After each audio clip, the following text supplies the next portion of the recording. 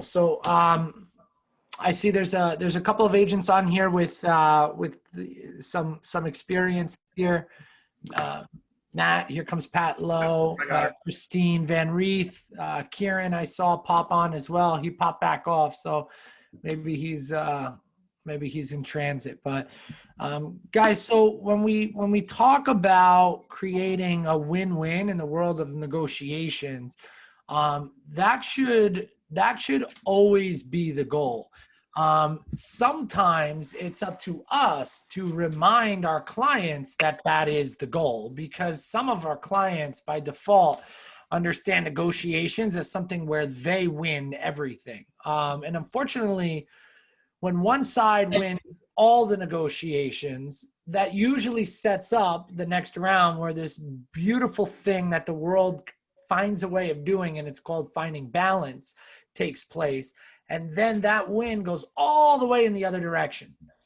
So you'll find times where we're negotiating an initial purchase on a contract, and I will tell, if I feel like my clients are maybe going a little too hard, I'll say, look, we can do that. At the end of the day, you're in charge here. However, I do want to tell you that if we squeeze this sponge a little too dry at this point in the game, that could open the door for the exact opposite to happen to us at the next round, right? If we beat someone to a bloody pulp in the initial negotiations, they are then in the driver's seat after inspections. And what do you think is going to happen, right? The chances are that we'll find ourselves perhaps on the receiving end of that.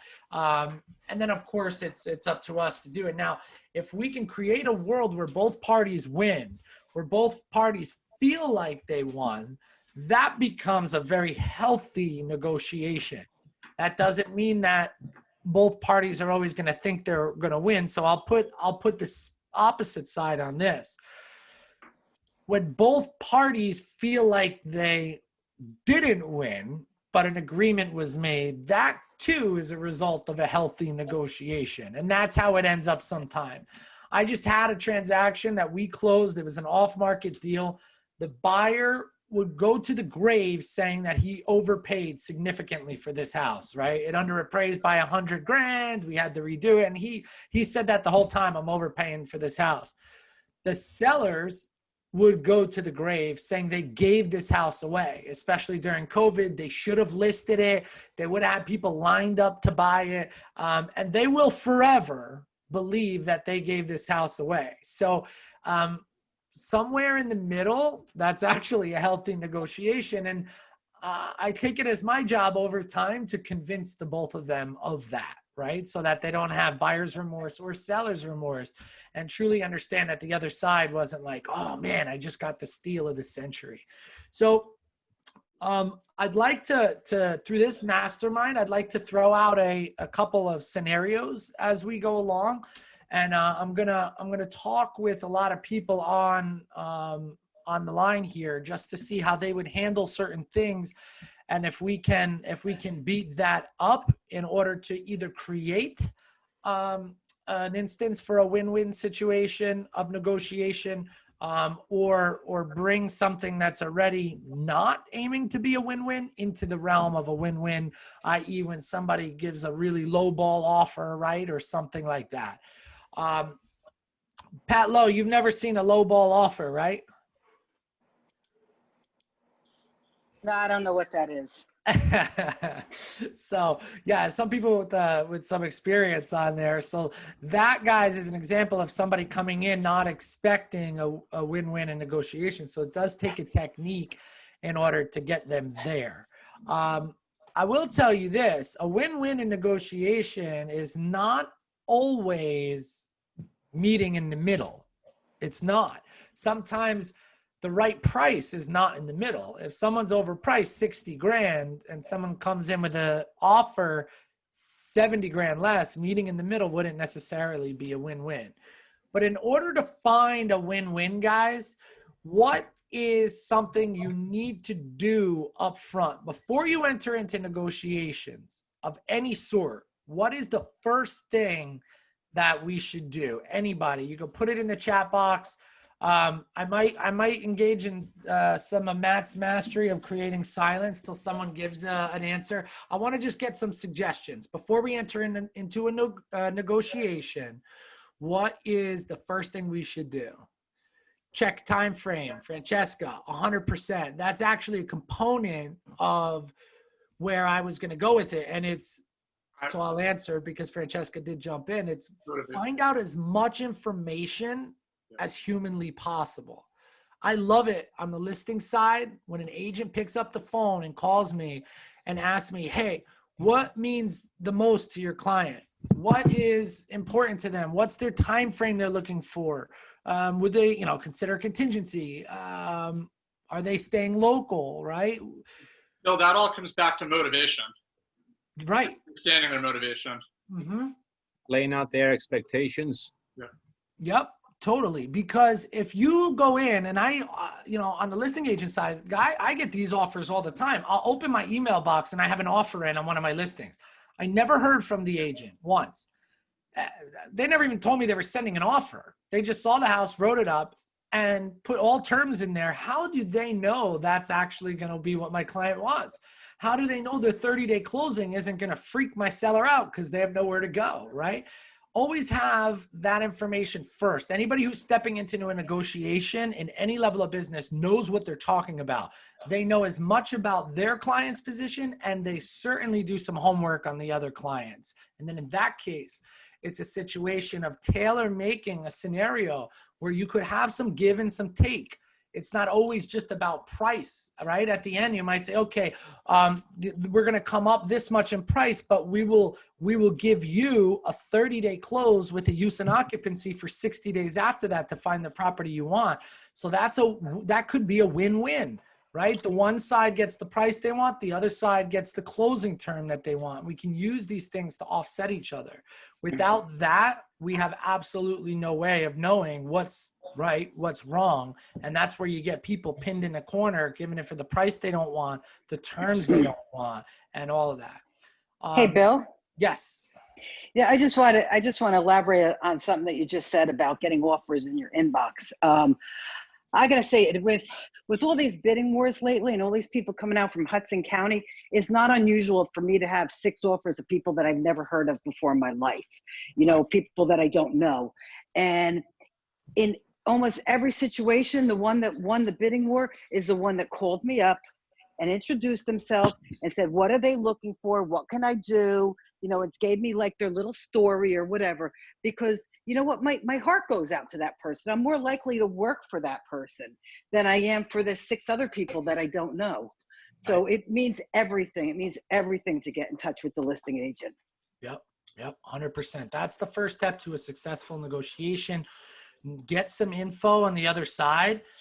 And what Pat just said is she wants to work with that person. It is way easier to negotiate with somebody who is on a likable plane with you than the opposite. Some of these people come in like a bulldog and they're like, here's my terms, cash, take it or leave it. Like, that is usually not the way to open up negotiation, especially in a product like real estate where there is an emotional component behind it. If we're running Walmart and we're negotiating which shipping company is going to give us the best rate, that could be a little bit more mechanical in our discussions. But here, there's a lot of emotion charged in both buyer and seller. So creating that initial environment where we can actively go back and forth in negotiation, that creates a world that becomes a much more comfortable place for both parties to play in. What else, guys? Anybody else? Any thoughts? Excuse me, ideas on negotiating experiences they've had, techniques, tips, things they do in order to create the platform or foundation for what would be a win-win? Another thing that I'm butting in again here. So another thing that I'm asking, like when we're getting multiple offers on the buyer's end, I'm paying more attention to the emails that are coming back from the listing agent and what they're asking for. So now I start asking for a whole bunch of new things that I want to know about your buyer. I want to know what they do. I want to know if they're self-employed. I want to know, if they have offers on other properties, because that's one that came in on an offer that we had. And I'm like, that's interesting. And then when I asked that question on my listing last week in Pompton Lakes, the winning bid did have an offer on another property that they were going with. So like, I'm finding that I'm just asking all different questions that I've never asked before. More questions. Yep. More yep. questions. And it's a lot easier to ask when the person's calling you up and trying to engage in a relationship with you. Right. Right.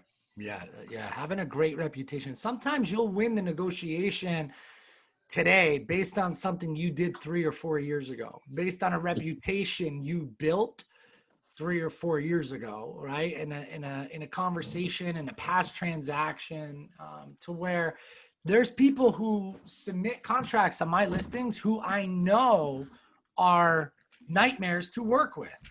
And I'm not going to heavily influence that at all. But man, if all else is even, and I know that one party is going to be a complete nightmare and create drama and issues at every step of the way, there's a good chance that's going to influence the conversation that takes place. So, you know, we have to make sure that we always handle ourselves in a way with an agent.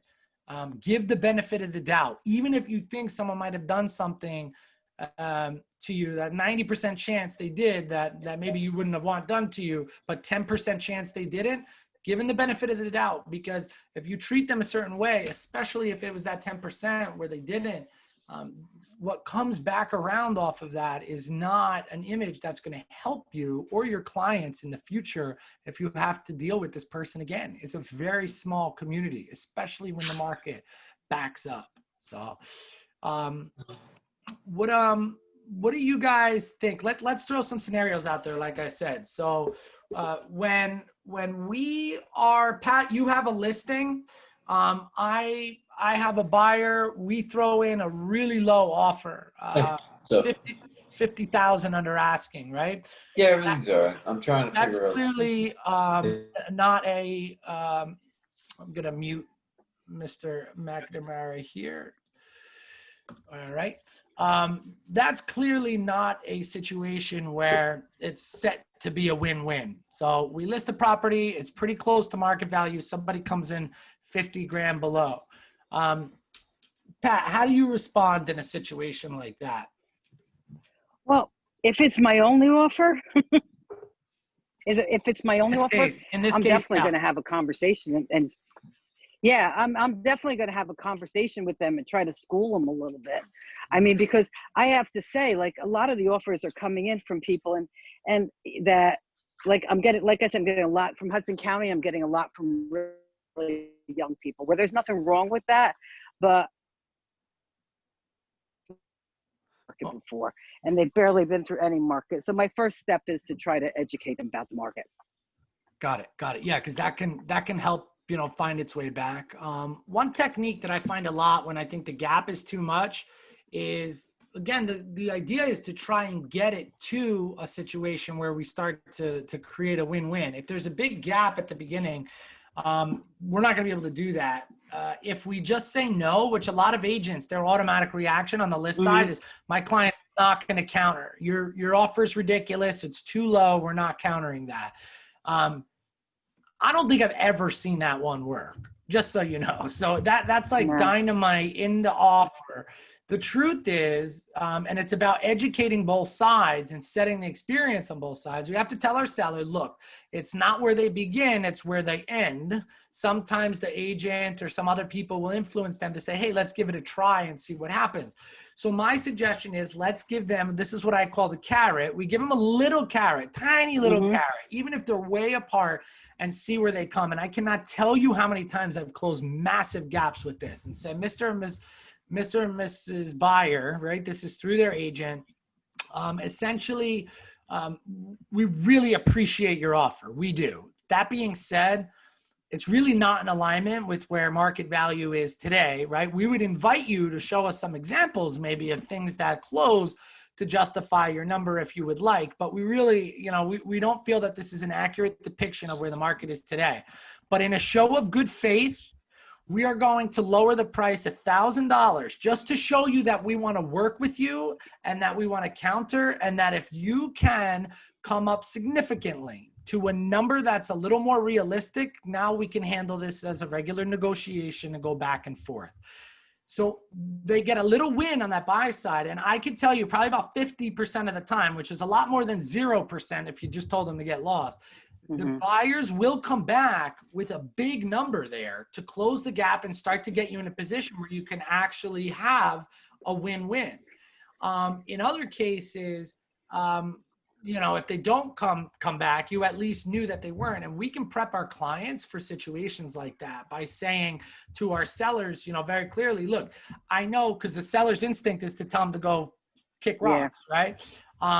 It's about where they end up. Let's give them a little bit and we're going to see how real they are. If they come up, you know, $1 or nothing at all, we know that they're not looking to play ball, then we, you know, say see you later. If they come up 10,000, then we say, hey, maybe we can work, but it's probably not going to end at a number that you want to be at. And if they come up big time, 20, 30 grand, we say they really wanted the house. They were just trying that low number. Let's see who they are. Can I have your permission to offer them a counter of $2,500, to offer them a counter of $1,000 just to see and test who they are? And you would be surprised how many times the other side's like, okay, I get it. At least they gave me a little something. Let's move forward. You got to keep the pride out of negotiation, because the minute one back goes up and says, I'm not reducing at all, they have to come up and counter their initial one. Then guess what? Then the other one's back goes up and you're done. So you have to try to, everything you can, keep that pride out of negotiations. I agree. I think, and I tell my sellers that all the time. I think your first, well, I think we lost you, Pat. Can you hear me? Oh, okay. Oh, I'm here. Yeah, no, I agree with you. I tell my sellers that all the time. If they come up 5,000, we know we're not going anywhere. But if they come up 20, 30,000, then you know what? We got a shot. So totally agree. Yep. Test the waters. Get that flow going. What I can tell you guys is do not be that agent who creates drama in your own transaction. There is nothing worse. Could you imagine? Let's take like the most high stress negotiators there are, like the FBI, right? Has their the people who are there to negotiate with like suicide or hostage. Let's say a hostage situation.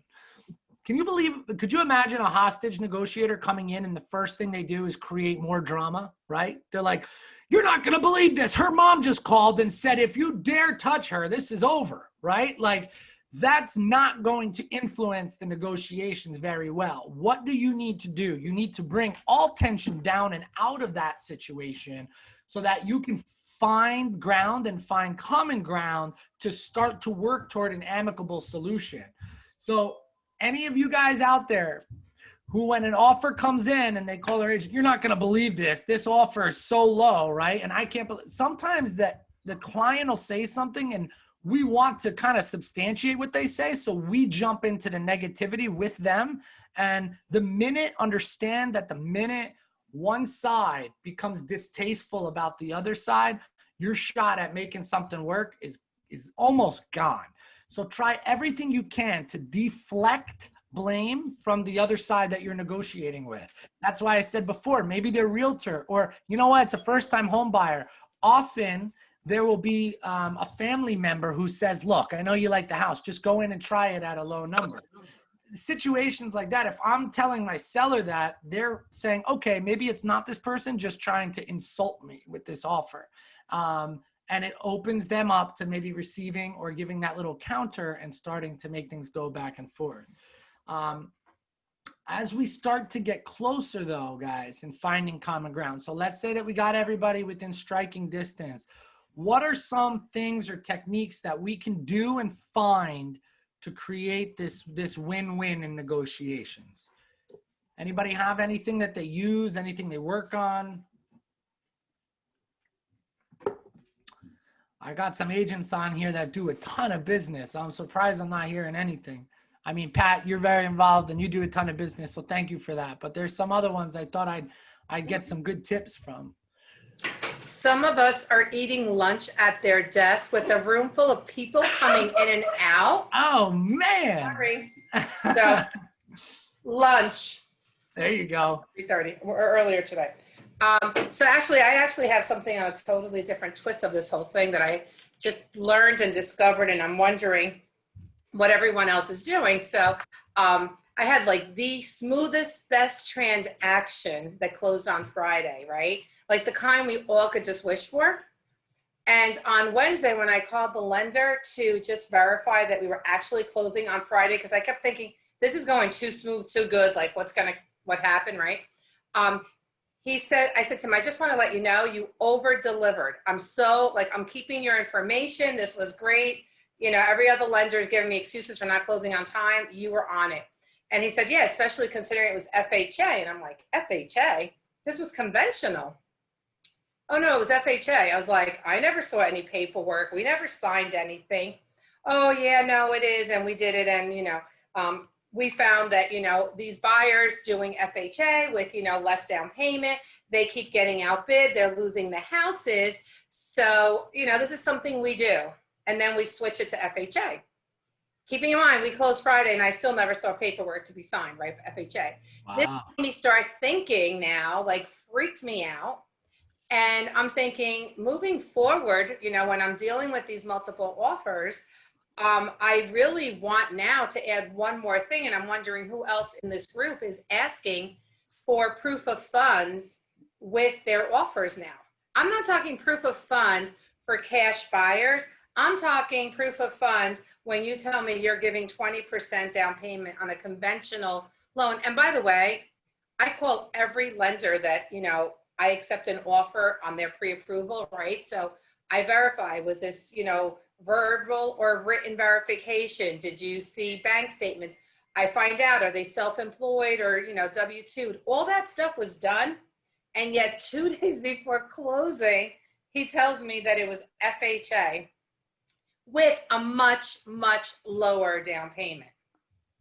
So is this like the new thing we have to worry about? Like, this is crazy. It is. I've had a couple of people actually send proof of funds recently for down payments, which never used to show up, right? Just trying to show, hey, I'm real. But I mean, that is a moral issue there that they have going on. And it's also a legal one. So if the contract says conventional, they're obligated to pursue a conventional transaction within a reasonable period of time. God forbid something went wrong on that FHA and they didn't let us know that they flipped it. I mean, there could be some penalties for them on that side. It wouldn't be a good spot for us, but yeah, I mean, how do you, outside of, taking the lender's word for it, maybe just putting something in writing to a lender prior to taking the offer and asking them to respond, confirming that this is, intended to be a conventional and will only be a conventional loan, right?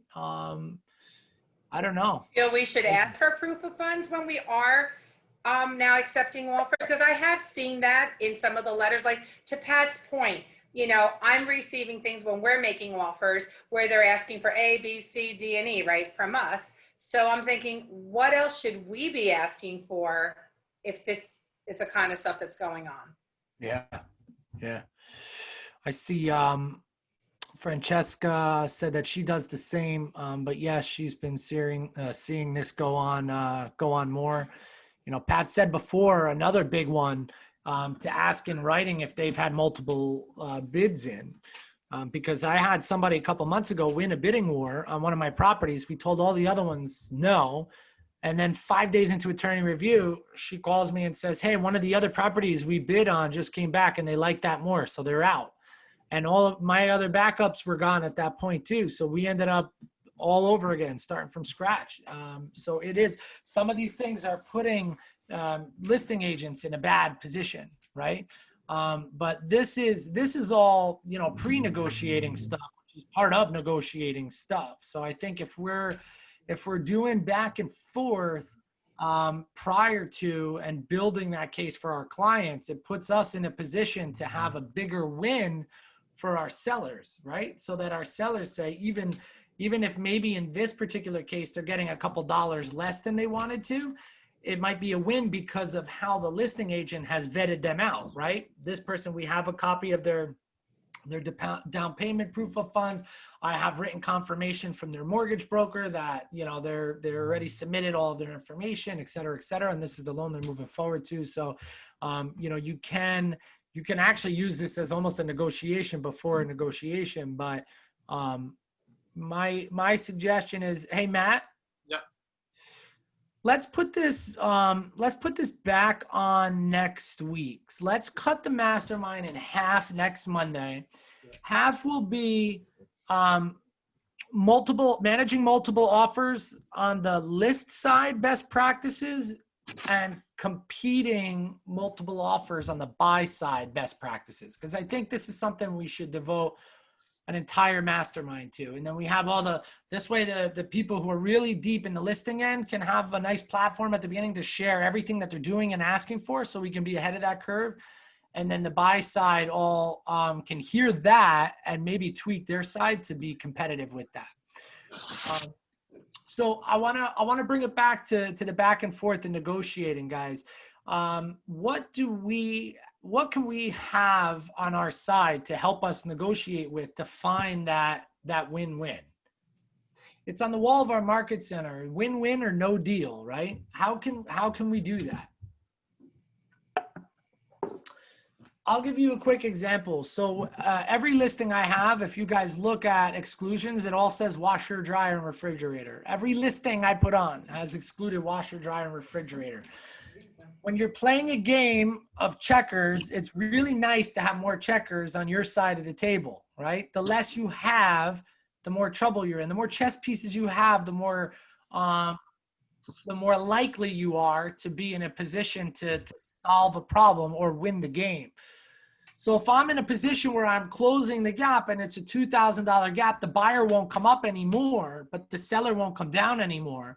It's much nicer to then have washer, dryer, and refrigerator to maybe try to work in and say, hey, look, here's what's going to happen. The seller's willing to throw in the washer, dryer, and refrigerator, which is worth a lot more than a couple $1,000s. Your client's willing to come up $1,000 and meet them halfway here. And we can, boom, create a win-win. A lot of times in creating the win-win, we have to bring something else into the mix, right? We have to be willing to give in order to receive. And it's our job as realtors to coach our clients in that. Most people don't get it, right? Most people who do not negotiate for a living, in fact, some people who do negotiate for a living, but in a different world, are used to just a one-way street and think that's how it's supposed to go. We got to pick what we want the most and then be willing to give up in some other area a little bit more to get what we want and create that balance so that everybody's in a position where they feel like they won. And understanding, explaining it to your client, if one side goes too far and feeling like they didn't win at all, there's a good chance they're going to be a nightmare for us as we go forward, and that could end up costing us, right? So the prep from our perspective, how we coach our clients through that is something that's really important. And a lot of times I'll do it in the initial discussion. If somebody tells me, you know, oh, forget it, they came up 10,000, well, I'm only going to go down 1,000, right? That's where I'll interject and I'll say, look, at the end of the day, this is your home. You're the boss. I will do whatever you want to do. It's also my job as a professional to help guide you in making the decision that I think is best. And sometimes by giving a little more, you actually end up getting more, right? And we have to pick an area where we give more. If we end up squeezing this sponge all the way out right now at the beginning, we might be in a really bad spot down the road when it comes time for them to have the baton in their end. So we got to find a way where that buyer feels like they won a little bit, and it might not be on price. Maybe we can give them something else so that they feel like they won, so that everybody smiles and moves forward, because there's a lot more moving parts in this transaction that we got to make sure that we can overcome. Any other techniques? Francesca, Christine, Francis, Pat, Kieran, I know you've been doing this a while too. Any other techniques? Xavier, I see you on here. If I didn't mention your name, please forgive me. It's not that I don't think you're doing a lot of business. I'm just picking a couple of quick ones that popped up on my screen here. Either pop in the chat box, guys, or just share something, some technique that you have around negotiations to try and set up correct expectations or try to bring people together so that there's a common feeling of a win-win. So Bill, we do the same thing with the washer, dryer, and refrigerator. And I also say we're going to keep that even if we need it for home inspection issues anywhere along. And it's funny because I do that unless it's a really, really custom kitchen refrigerator, but never ever include washer and dryer. And sometimes they'll fight back and they'll be like, "But we don't want to take it. We don't want." And I'm like, "I understand you don't want to take it, but we're protecting you also for that reason so that I can negotiate later on." And the other thing is, if God forbid it breaks or the inspector says it, then you're buying them a brand new one, right? So, Right. so we've always used that also. I love that one. It's so simple. Most sellers want to include that stuff anyway. You make it an easy win for your buyer. Give them that win, that sense of they won, and then it puts your seller in a seat where they were going to give that stuff away anyway. So yeah, 100%. That's a really big one. Those are some simple things that you can keep on your team. Again, it's chips on your side of the table. The more chips you got to give, the better off you are, right? What about numerically? So, like I said, guys, setting expectations is really important. One of the challenging parts of bridging a gap is when parties sometimes don't want to meet in the middle, and then one of the two thinks that's incredibly unfair. So what we see happen in negotiations of all sorts is that one party goes down 5,000, the other party goes up 5,000. That's actually a recipe for disaster, in my opinion, and several other experts that negotiate for a living, in that you're setting up expectations to where if you don't meet at a specific number, one side is going to feel like they've lost.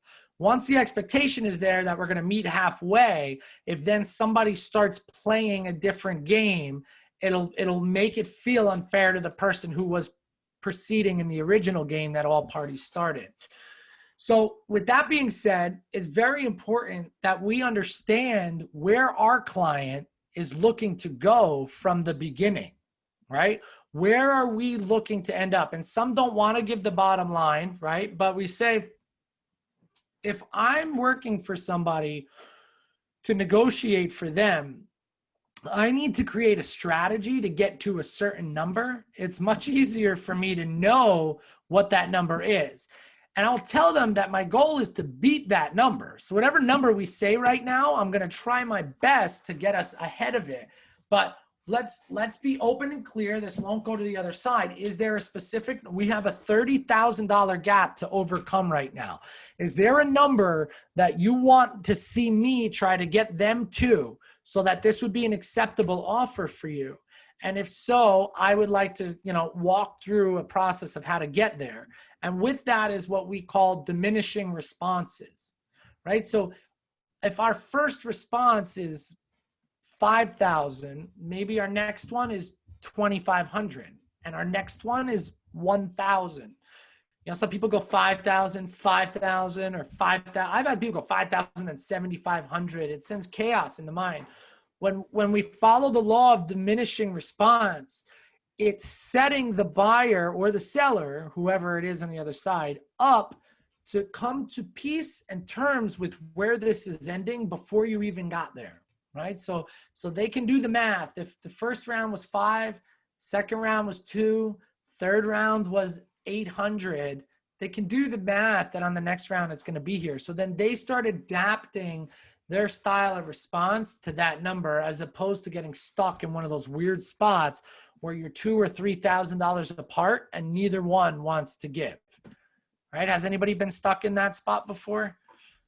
We're like, oh my God, we're talking about a $500,000 house here, and we have a $1,500 issue in front of us that I can't seem to get either side to budge on, because both feel like they're at their max, and both felt that expectations were ending negotiations at different points, but there was a gap still in the middle.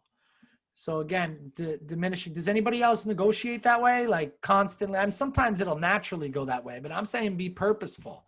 So, hey, let's give them 5,000 this time, and next time we're going to aim for a $2,000 response, so that the buyer understands that we're not going to meet down in the low 400s, that they have to come up into the mids in order for this to work for us.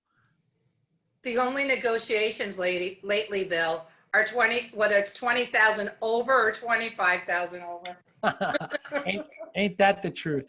All right. So then let's play. Sometimes negotiations isn't the money at the beginning. It's the inspections in the middle, right?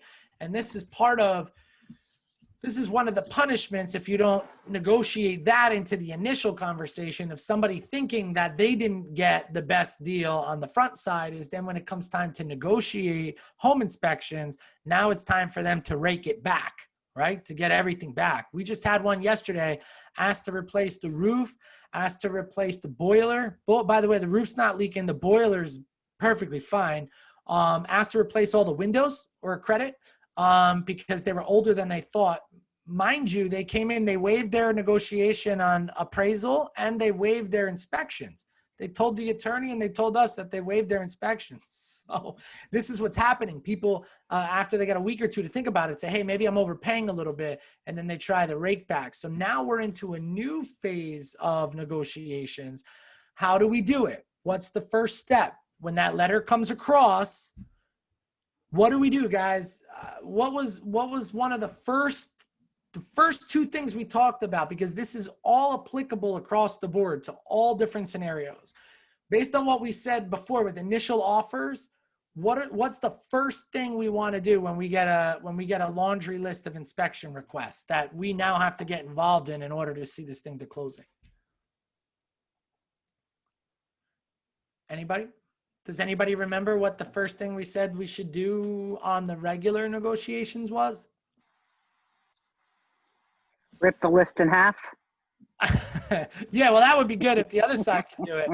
But I think it was Francesca who said we should find out like what their terms are, right? That they want, or get as much information as possible.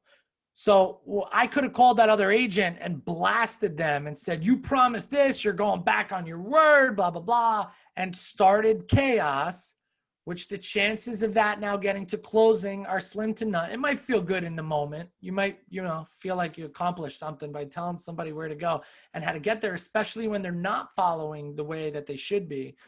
But you're not accomplishing the ultimate goal, which is to get this thing to closing. So the first thing that we should do is get on the horn with the other side and get an understanding of what exactly is going on. So here's what I got.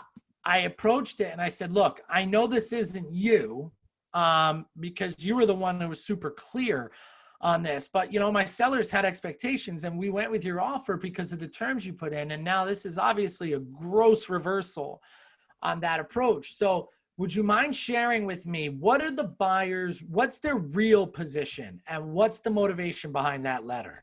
And then I say nothing and I let her talk for about 10 minutes. And what I found out at the end was the guy's father is the one saying that when you're paying this price, the house should be perfect, okay? And that the only real thing to them is that there was a specific issue with the boiler, and that after all they went through and all these potential purchases, they really don't want to lose the house. So isn't that valuable information for me to know, right? And now I go back to my client to soften the blow. And of course he was all fired up. And I said, look, let me take this down a notch for you. I agree they haven't been following the process the way that they're supposed to. They said one thing and yes, they went in another direction. Keep in mind that there's an attorney on the other end who's coaching them to do things. And in this case, there's a parent on the other end who's coaching them to do things too. So I'm looking to soften the blow, to remove the tension between buyer and seller, because as long as my seller hates my buyer, or the buyer, it wasn't my buyer, as long as the seller hates the buyer, to get them on the same page is going to be really difficult. So now he's looking at it from a different angle. Okay, maybe it wasn't them. And I did share with him that, look, the boiler is the really important thing. So we actually have somebody out right now taking a look at that. And after he calmed down, he said, you know what, I have a cousin who's an electrician and there's a bunch of electrical stuff on there. Maybe I'll just have him come in and take care of some of that stuff. So we're probably going to end up chipping a quarter of the list off and some other things without hitting those big things. just by taking the tension out of the air and finding out what the other side really wanted, as opposed to what most people automatically do.